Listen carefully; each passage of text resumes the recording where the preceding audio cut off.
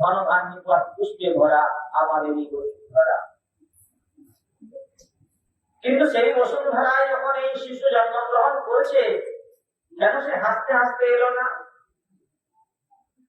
কাঁদতে কাঁদতে কেন এলো সে?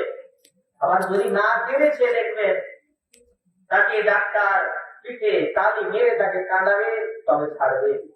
না কাঁদলে বলবে শিশু হয়তো ঠিক মতো হলো না।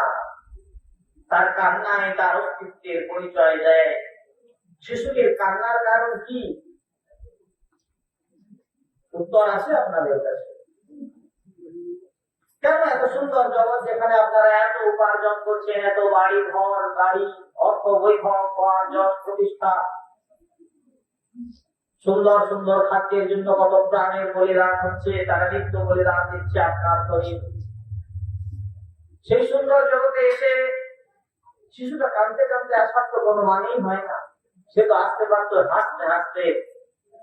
কিন্তু কারণ হলো, যখন আপনি বারবার চেষ্টা করছেন কোন একটা পথ থেকে মুক্ত হতে, বার হয়ে যেতে একটি নতুন পথের দিকে, যে পথটি নিত্য আনন্দময়, শুদ্ধ চৈতন্যময়, যেখানে কোনো গ্লানি নেই, কোনো দেশ নেই, কোনো বৈরতা নেই, নিত্য আনন্দ, নিত্য উন্মাদ, নিত্য প্রেম, যে